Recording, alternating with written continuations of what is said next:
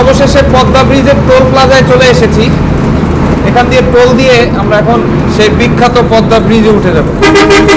এখানে 2000 টাকা টোল দিয়ে এখন এই বড় গাড়িটা পার হয়ে যাবে।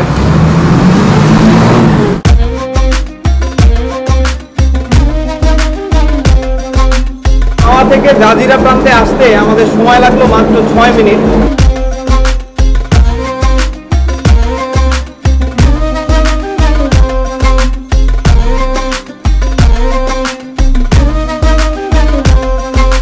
ভাঙা আসার সাথে সাথেই ভাঙাচোরা রাস্তা শুরু হয়ে গিয়েছে। এখান থেকেই আমরা যে ভাঙা আসছি তার একটা নিদর্শন কিন্তু রাস্তা দেখি আপনারা বুঝতে পারবেন। আজকে আমরা সরাসরি চলে যাব একেবারে ঢাকা থেকে কুয়াকাটা পর্যন্ত। নন এসি বাসের এই যাত্রায় আসলে কতক্ষণ সময় লাগে আর কতগুলো ব্রিজের উপর দিয়ে পার হতে হয় সেটা নিয়েই থাকছে আমাদের আজকের এই বিশেষ ব্লগ। তাহলে চলুন না শুরু করি আজকের ভিডিও।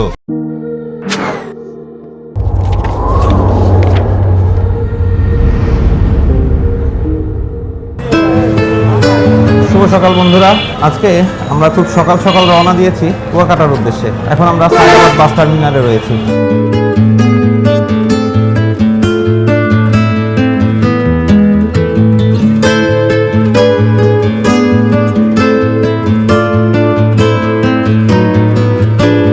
আসসালামু আলাইকুম ভাই, কেমন আছেন? আলহামদুলিল্লাহ। টিকিট আছে না? হ্যাঁ আছে। কয়টার গাড়ি? 11:30 টাকা। কি কি সিট হবে ভাই? সিট হবে B34 C34। কত করে ভাড়া? কত ভাড়া 600 টাকা পটুয়াখালী পর্যন্ত? পটুয়াখালী। আচ্ছা ঠিক আছে, আমাকে 4টা টিকিট দেন। হ্যাঁ, আমরা 4টা টিকিট নিয়ে নিলাম। আমরা ফ্যামিলি সহ যেতে যাচ্ছি। প্রতিটা টিকিটের মূল্য 600 টাকা।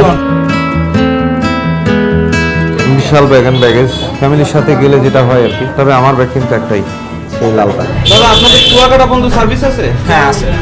বাস কয়টায়? সকাল 5:30টায় আছে, বিকাল 5:30টায়। বিকাল 5:30টায়, মানে রাতের আগে পৌঁছায় দেয় নাকি? হ্যাঁ। কত করে ভাড়া করেন?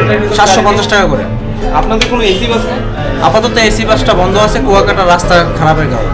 আচ্ছা, এটা কি পটুয়াখালী পর্যন্ত আছে AC bus? AC bus Patuakhali পর্যন্ত আছে বিকাল 5:30টায়। এটার ভাড়া কত? হ্যাঁ, ভাড়া কত? এটা ভাড়া হলো 850 টাকা।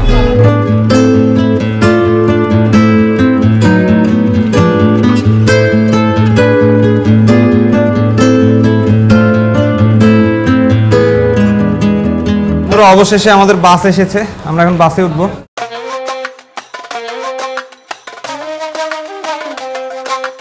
আমরা অবশেষে বাসে চলে এসেছি। সিটগুলো মোটামুটি ভালোই।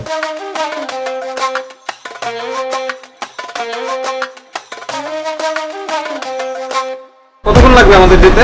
4:30 থেকে 5। এখন আর সময় লাগে না বেশি, এটা নাকি? সময় লাগে। পদ্মা ব্রিজ হওয়ার আগে আমাদের এখান থেকে যেতে অনেক বেশি সময় লাগতো, মোটামুটি 10-12 ঘন্টা লেগে যেত। আর এখন কিন্তু আমরা অনলি 4 থেকে 5 ঘন্টার মধ্যে চলে যাই পটুয়াখালীতে।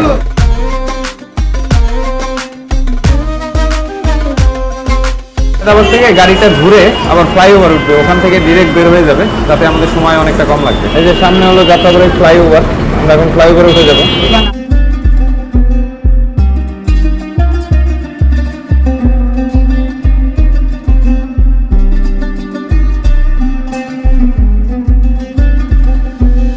বন্ধুরা, আমরা বাস স্ট্যান্ডের ভেতর দিয়ে শর্টকাটে ফ্লাইওভারের উপরে উঠলাম। এখান থেকে যেতে এখন আর আমাদের বেশি একটা সময় লাগবে না ইনশাআল্লাহ।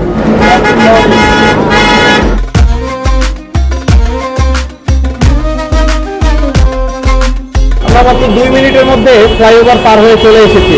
আগে এই জায়গাটা পার হতে 1 থেকে 2 ঘন্টাও লেগে যেত।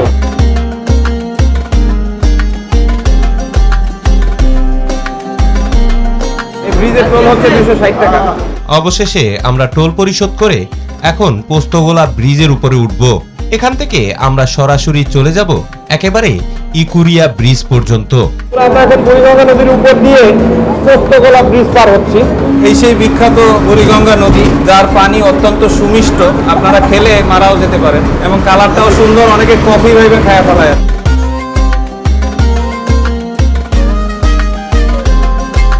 অবশেষে আমরা ব্রিজ পার হয়ে চলে এসেছি। এখন আমরা এক্সপ্রেস হাইওয়েতে ঢুকবো। আর এটাই হচ্ছে বর্তমানে বাংলাদেশের সবচেয়ে আকর্ষণীয় রাস্তা, পদ্মা ব্রিজের আগ পর্যন্ত এক্সপ্রেস হাইওয়ে। আর আমরা এখন এই রাস্তা ধরেই ছুটে চলছি।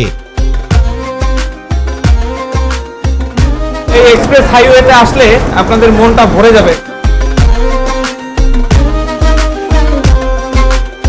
এক্সপ্রেস হাইওয়ে করার আগে এই পথে মানুষজনকে ঘন্টার পর ঘন্টা জ্যামে পড়ে থাকতে হতো, আর বর্তমানে আমরা মাত্র ৪৫ মিনিটের ভেতরে ঢাকার সায়দাবাদ থেকে মাওয়া পর্যন্ত চলে যেতে পারি। আর এখানকার রাস্তা একেবারে রানওয়ের মতো মসৃণ, অর্থাৎ যে কোনো সময় চাইলে একটা বিমানও এই রাস্তায় ল্যান্ড করতে পারবে। তবে যাওয়ার পথে আমরা মুন্সিগঞ্জ জেলাও কিন্তু পার হয়ে গেলাম, আর বর্তমানে আমরা পদ্মা ব্রিজের কাছাকাছি চলে এসেছি।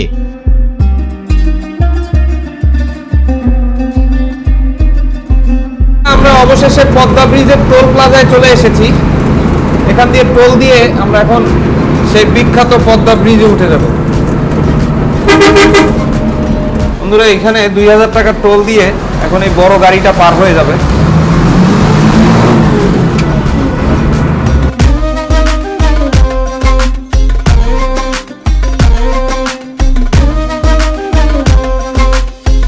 মাওয়া থেকে জাজিরা প্রান্তে আসতে আমাদের সময় লাগলো মাত্র ৬ মিনিট, আর আগে কিন্তু এই রাস্তা ধরে আসতে আমাদের ৬ ঘন্টাও লেগে যেত। বিশেষ করে এই শীতকালে কুয়াশার সময়গুলোতে কিন্তু অনেক সময় ১২ ঘন্টা ১৪ ঘন্টাও লাগতো। আল্লাহর কি অশেষ রহমত যে আমরা এখন মাত্র ৬ মিনিটে পার হয়ে আসি। তারপর আজকে সকালে যেটা শুনলাম, এখানে কুয়াশার কারণে এই যান চলাচল বন্ধ ছিল, কারণ এখানকার নেটওয়ার্কিংয়ে কি যেন প্রবলেম হয়েছিল। এই জন্য আমাদের ড্রাইভার সাহেব কিন্তু রাস্তার নিয়ম মেনে ৮০ কিলোমিটার স্পিডেই গাড়ি চালাচ্ছেন। আসলে এই রাস্তায় এখন অনেক জায়গায় জায়গায় স্পিড ক্যামেরা বসানো হয়েছে, স্পিড চেক করা হয়, এই কারণে আগের মতো আর স্পিডে টানা যায় না। ব্রিজের জাজিরা প্রান্তের রাস্তার সাজসজ্জা দেখলে আপনাদের মনটা একেবারেই ভরে যাবে। এই পাশে চমৎকার গাছপালা লাগানো রয়েছে, আর এখান থেকে একেবারে ভাঙা পর্যন্ত রাস্তার কন্ডিশন এরকমেরই। তবে ভাঙার পরেই শুরু হয়ে যাবে দৈন্যদশার রাস্তা।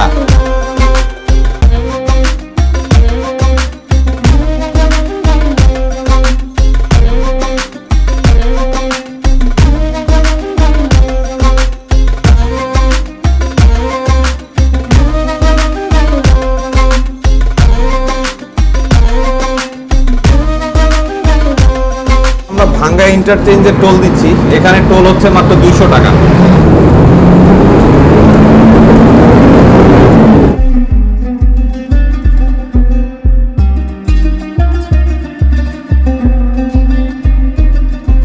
ভাঙা আসার সাথে সাথেই ভাঙাচুরা রাস্তা শুরু হয়ে গিয়েছে। এখান থেকেই আমরা যে ভাঙা আসছি তার একটা নিদর্শন কিন্তু রাস্তা দেখি আপনারা বুঝতে পারবেন। দেখেন রাস্তা ভাঙাচুরা আর 1 লেনের।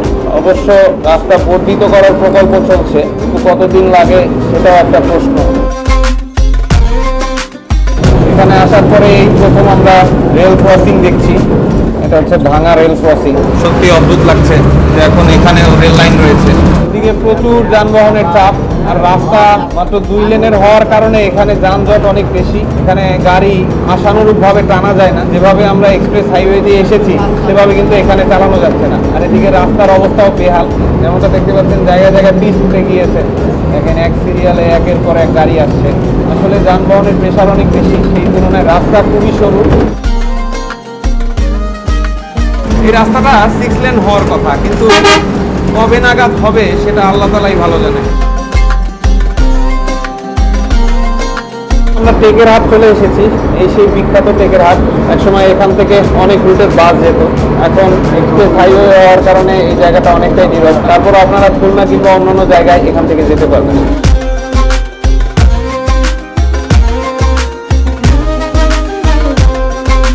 দেখতে দেখতে আমরা শরীয়তপুর পার হয়ে এখন মাদারীপুরের রাস্তায় ঢুকে পড়েছি। এখান থেকে আর বরিশাল যেতে খুব বেশি একটা সময় লাগবে না। তবে বরিশাল যাওয়ার আগে আমাদের গাড়ি একটা ব্রেক দিবে। আর অবশেষে আমরা মাদারীপুর চলে এসেছি। এখান থেকে অল্প একটু সামনেই আমাদের গাড়িটা ব্রেক দিবে।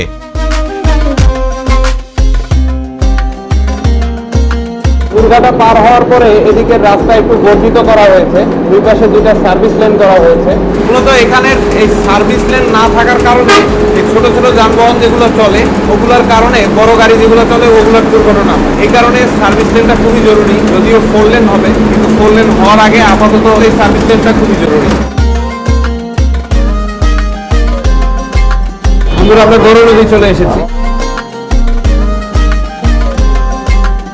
তবে গৌরনদী থেকে বরিশাল যাওয়ার এই রাস্তা আপনাদেরকে মুগ্ধ করবে।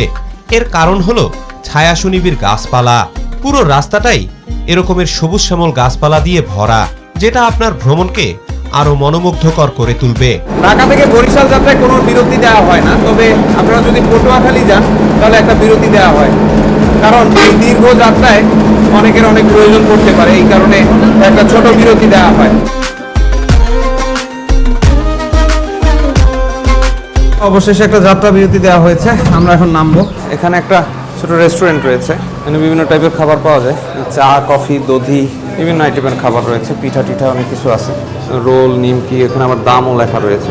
এখানে burger, sandwich, sub burger, chicken fry, chicken wings, chow mein ইত্যাদি বিভিন্ন রকমের খাবার পাবেন। চা কত করে?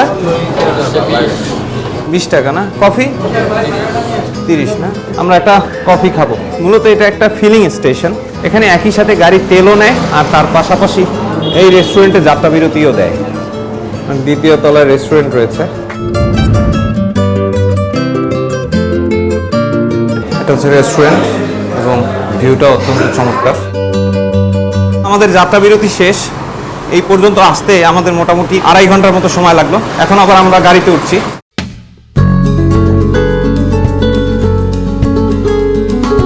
গাড়িতে একটাই যাত্রা বিরতি দেওয়া হয়, আমরা এখন সরাসরি চলে যাব পটুয়াখালীতে, বরিশালে আর কোনো স্টপেজ দিবে না। এখানে দোয়ারিকা শিকারপুর ব্রিজে 200 টাকা টোল দিল, আমরা এখন এই ব্রিজে উঠব। এক সময় ঢাকা থেকে বরিশাল যাওয়ার পথে সর্বমোট 5টা ফেরি ছিল, আর বর্তমানে এগুলোর একটাও চোখে পড়ে না, কারণ সবগুলো নদীর উপর দিয়েই এখন ব্রিজ নির্মিত হয়েছে। এর ভেতরে 2টো ফেরি ছিল পদ্মা ব্রিজের আগে, আর 2টো হচ্ছে এই দোয়ারিকা এবং শিকারপুরে। বর্তমানে আমরা এই নদীগুলোর ব্রিজই পার হচ্ছি।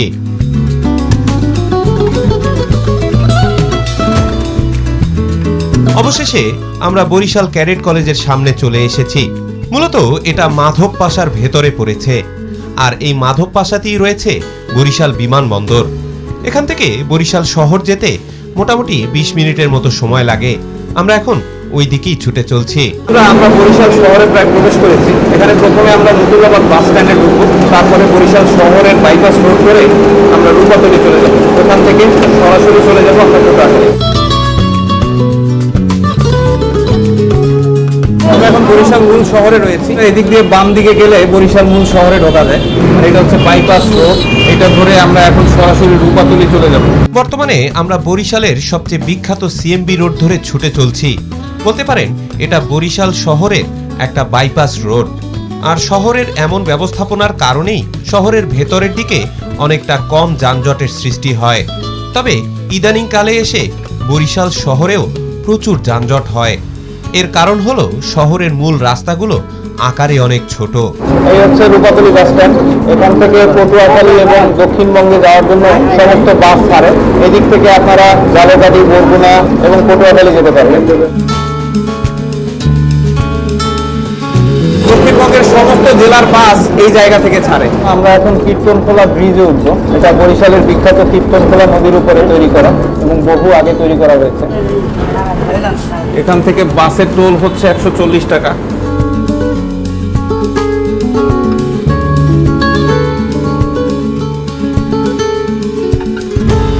আর দেখতে দেখতে আমরা বরিশাল বিশ্ববিদ্যালয়ের সামনে চলে এসেছি। মূলত এটা কীর্তনখোলা নদীর ওপারে তৈরি করা হয়েছে। অনেকটা শহরের কোলাহল মুক্ত জায়গায় এটা তৈরি করা হয়েছে। এখান থেকে পটুয়াখালীর দূরত্ব মাত্র 36 কিলোমিটার, আর কুয়াকাটার দূরত্ব 106 কিলোমিটার। এইমাত্র আমরা দমদমিয়া ব্রিজ পার করলাম, এখানে 2টো নদীর টোল একসাথে নেওয়া হয়। দপদপিয়া ব্রিজ পার হওয়ার পরই অনেকটা গ্রাম্য পরিবেশ আমাদের চোখে পড়ল। তার সাথে এসে যুক্ত হয়েছে শেষ বিকেলের আলো।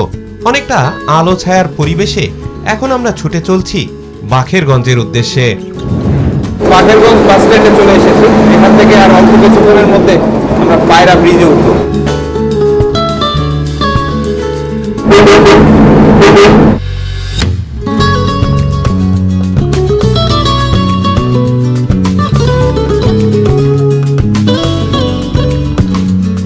বন্ধুরা, এখানে 360 টাকা টোল দিয়ে আমরা আবার যাত্রা শুরু করছি।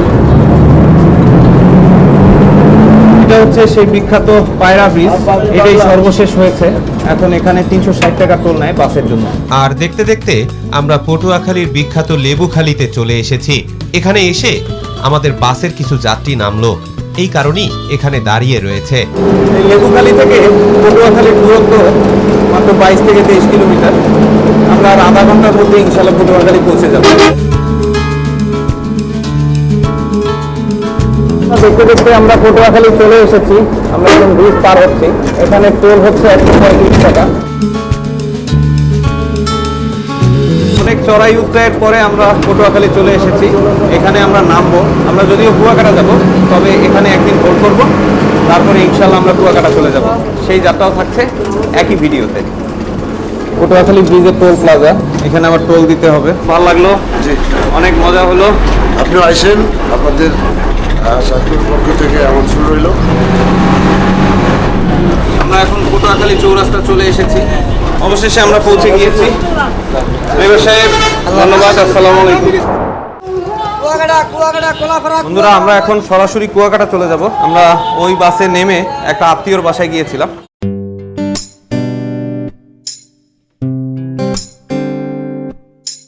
এখান থেকে আমরা আবার একটা বাসে উঠেছি। এখান থেকে এখন আমরা সরাসরি কুয়াকাটা চলে যাব। পটুয়াখালী থেকে সরাসরি বাসে গেলে মাত্র 1 ঘন্টা সময় লাগে কুয়াকাটা যেতে। আর আপনারা যদি লোকাল বাসে যান তাহলে আপনাদের 2 ঘন্টার উপরে সময় লাগবে।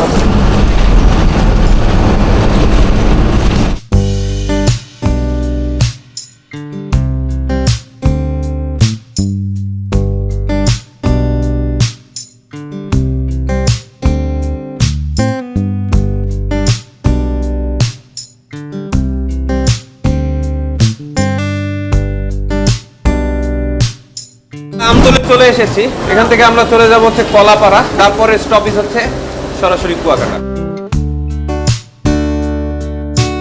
লোকাল বাসগুলো সাধারণত এই আমতলীতে একটা স্টপেজ দেয়, যেহেতু এটা ডিরেক্ট গাড়ি তাই এখানে কোনো স্টপেজ দিচ্ছে না। পটুয়াখালী হচ্ছে বাংলাদেশের অন্যতম একটা ভাটি অঞ্চল। এদিক থেকে আপনারা যতই কুয়াকাটার দিকে যেতে থাকবেন ততই খাড়ি অঞ্চল চোখে পড়বে। তার পাশাপাশি চোখে পড়বে অনেকগুলো ক্ষেত খামার। আর একেবারে কুয়াকাটার আগে তো আপনাদের চোখে পড়বে গোলপাতা গাছ।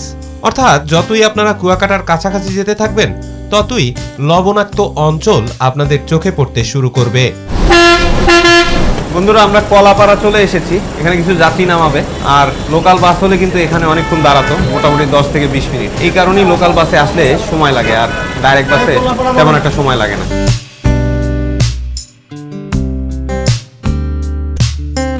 এখানে আমরা 180 টাকা টোল দিলাম। এটা হলো কলাপাড়া ব্রিজ।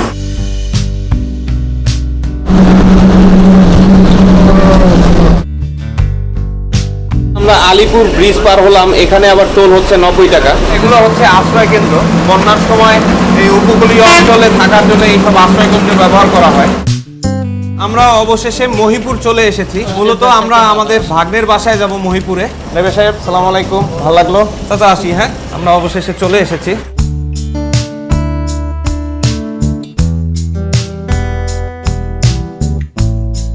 ঢাকা থেকে আমরা রওনা দিয়েছিলাম হচ্ছে সাকুরা বাসে। পটুয়াখালীতে আমরা আমাদের আত্মীয়র বাসায় ছিলাম। ওখান থেকে আবার আমরা শ্যামলীর বাস ধরে চলে আসলাম। এই বাসে আমাদের ভাড়া পড়লো জনপ্রতি 180 টাকা করে। আপনারা যারা সরাসরি কুয়াকাটায় আসবেন তাদের ভাড়া প্রায় 7 থেকে 750 টাকা লাগবে।